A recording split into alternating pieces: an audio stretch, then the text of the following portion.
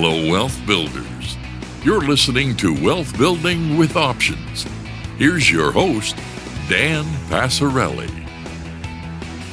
Hello, and welcome to what I'll call my latest experiment. Well, maybe not experiment. I'm not testing anything per se. Maybe we can say, welcome to the latest crazy thing I'm doing.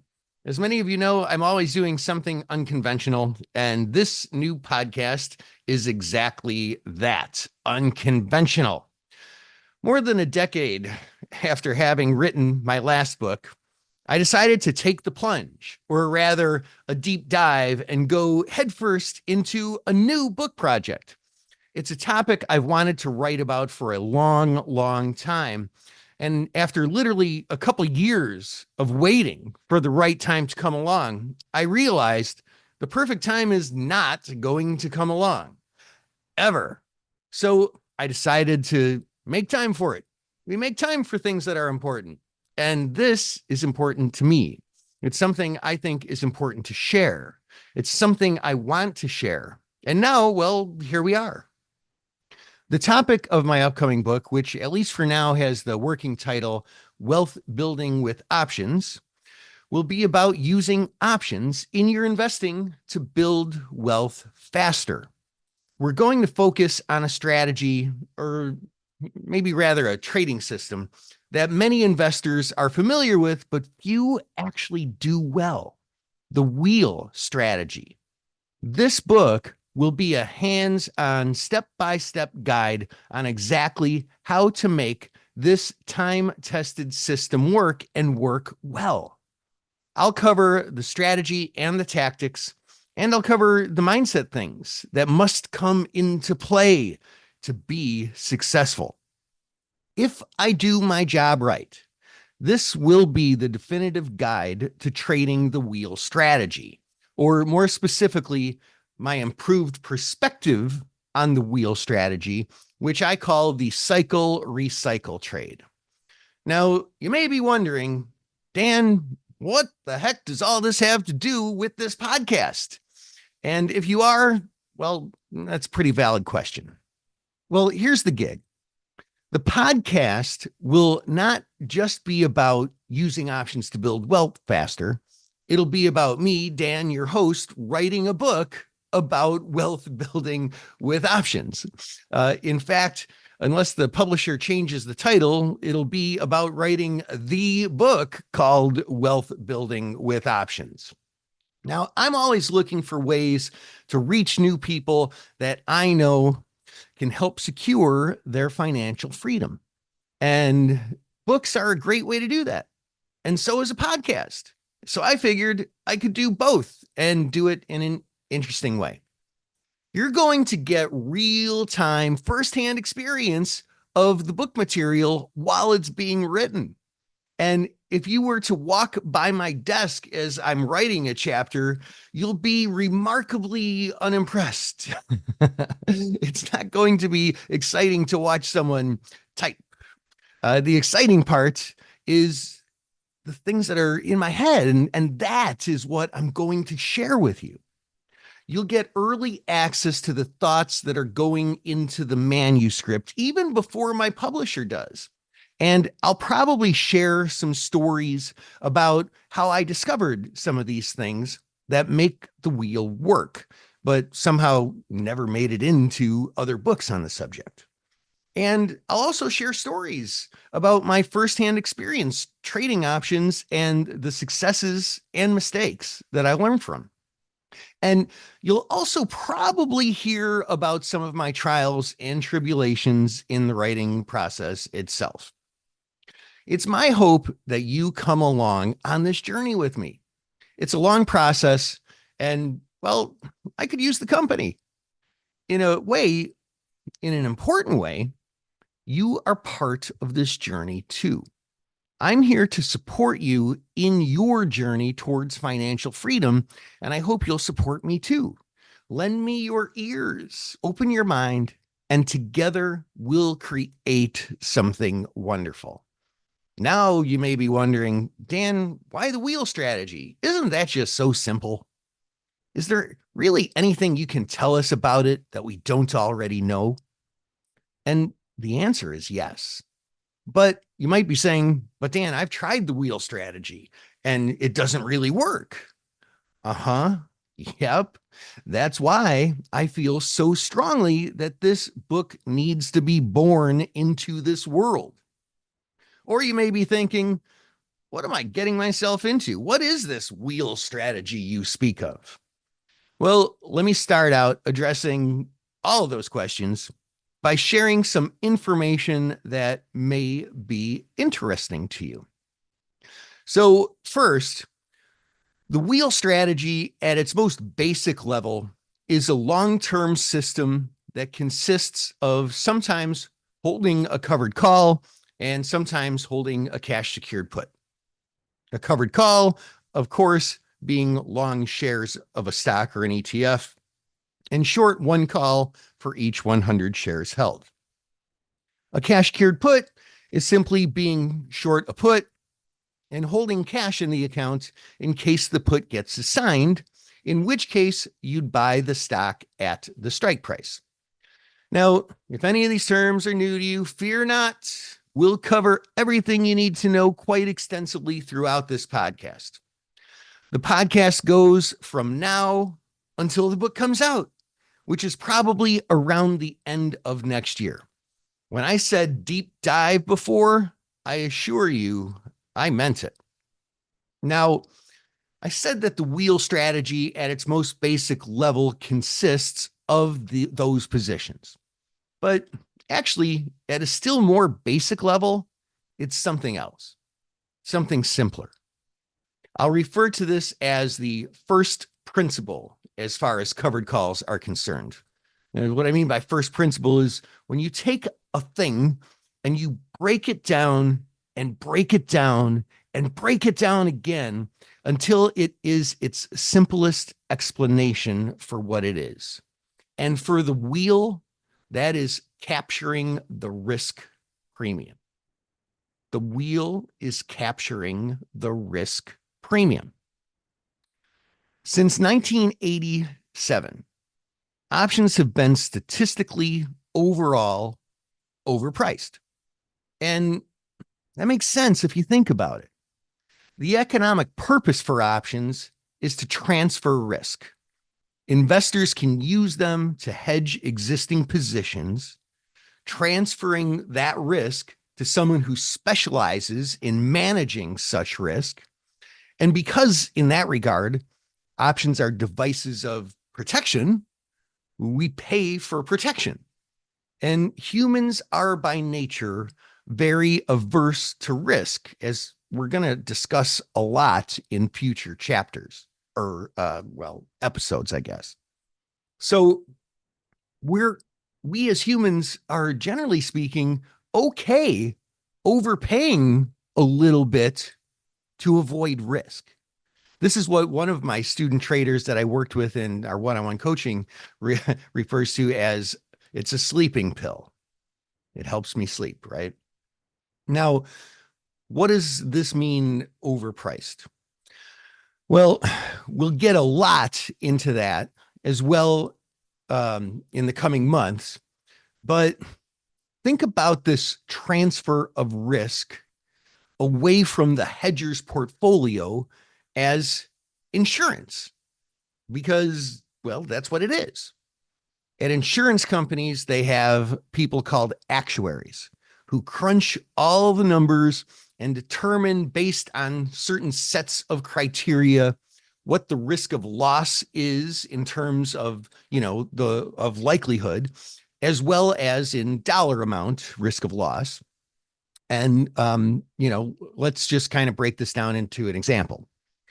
So there's a 20-year-old male in this particular suburb who has a red used Mustang, and the actuaries crunch the numbers and determine that this kid has an X likelihood of crashing his car, and the average damage would be X dollars if you take all the ones who crashed their car, divide by the number of people. divide by the number of 20-year-old males in this particular suburb with a red used Mustang. Guess it's got to be a big suburb, but that's a general idea.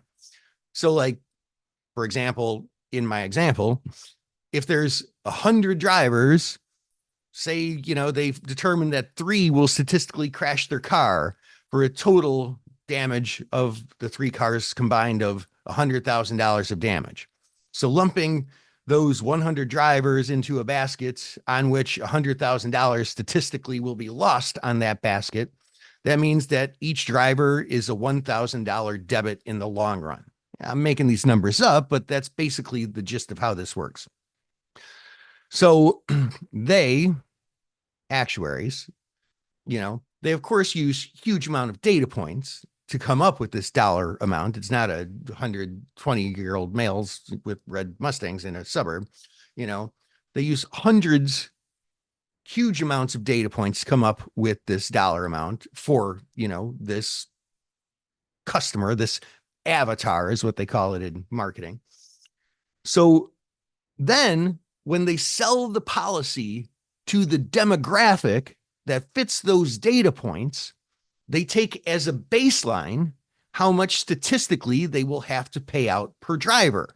In my overly simplistic example, $1,000 each. Each one's worth $1,000 debit, right? And then they charge a premium, an insurance premium of $1,000 plus a little more to cover for statistical error and to pay employees and to have a little profit to pay shareholders or whatever. And the drivers pay it. So options tend to work the same way, but you're the actuary, and so am I. So is everyone who trades. We collectively, as what we call the market, we set the premiums by supply and demand, buying and selling pressure. And it turns out that the demand for the insurance makes option premiums a little higher than what they would pay out if we crash this red sports car that we call the market. Now, this is not always the case. Buying and selling pressure are fickle beasts. Sometimes sellers get a bee in their bonnet, throwing caution to the wind and selling options beyond what they should be worth, what the average driver's insurance claim payout would be. That's where the market creates underpriced options. And that does happen time to time, which is good for option buyers, but, not so much good for wheel traders, because wheel traders are option sellers. Now, that doesn't make it a deal breaker, but it is relevant pre-discussion to have before rolling up our sleeves and getting under the hood of the wheel strategy. All right. Is it me, or are there just too many car analogies here? Okay. I'm going to have to come up with something different next time. This is getting a little crazy over here. Okay. Back to business. So this is where the rubber hits the road. I did it again. Hold on a second. This is when it's crunch time, or when push comes to shove. All right. That's better. Here's what this is about. The Chicago Board Options Exchange, CBOE, commissioned a white paper a while back. And it was the first time I'd seen a white paper on covered calls. It was done by Ibbotson Associates, third party, and it's a case study on the BXM, which is the buy right index that was created by CBOE to track covered call results over time. There's a link to it in the show notes. Now, that white paper shows that buy rights, which is for our purposes at this time anyway, the same as a covered call. It's not exactly the same, but it's basically the same as a covered call, and have a higher compounded annualized return. Buy rights have a higher compounded annualized return and much lower risk as measured by annualized standard deviation. And that is pretty darn powerful. As investors, one of the first things we learn is that there's a trade-off between risk and reward, right? Well, this study shows that reward goes up while risk goes down. That's incredible. That's just what we want as investors.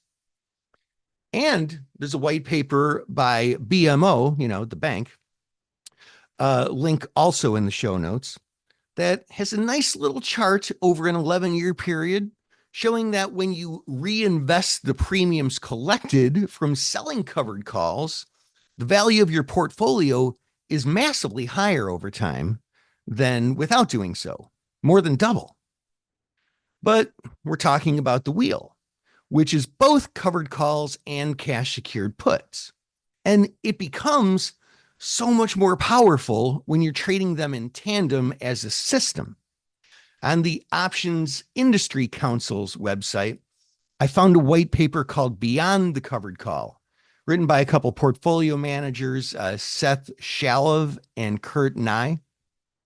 And they show that, and I'm using quotes here, a covered call strategy can be enhanced, increased liquidity, decreased cost, and increased optionality by combining it with a cash secured put strategy. The link to that white paper is also in the show notes. There's just massive evidence that shows the wheel strategy works, but it's like anything else. It's a tool, and the real power of that tool is wielded by the user. Now, one of the things I like to do is cook. It relaxes me, but I'm not really a baker. All right. I don't have much of a sweet tooth, which is probably one of the reasons why I don't bake much. But the other is, I don't really know how to bake.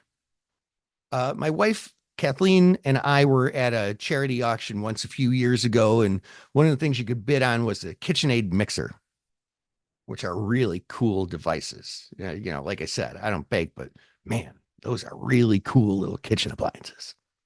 Now, long story short, we ended up winning the darn thing. Digression from the story, when my daughter moved out, she somehow came to the conclusion that the KitchenAid was hers and left with it. But, what are you going to do?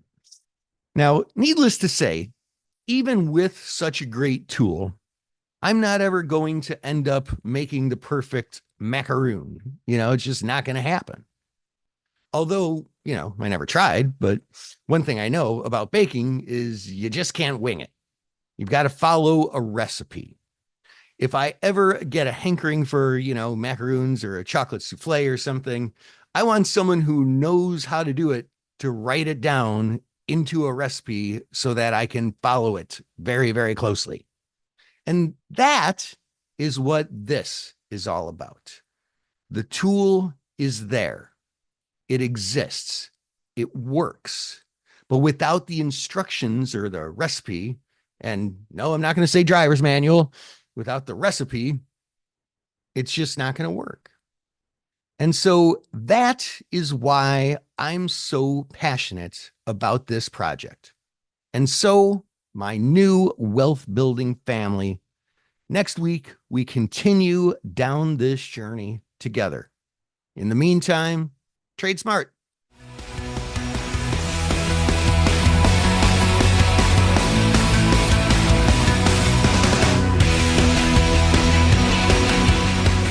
Options involve risk and are not suitable for all investors.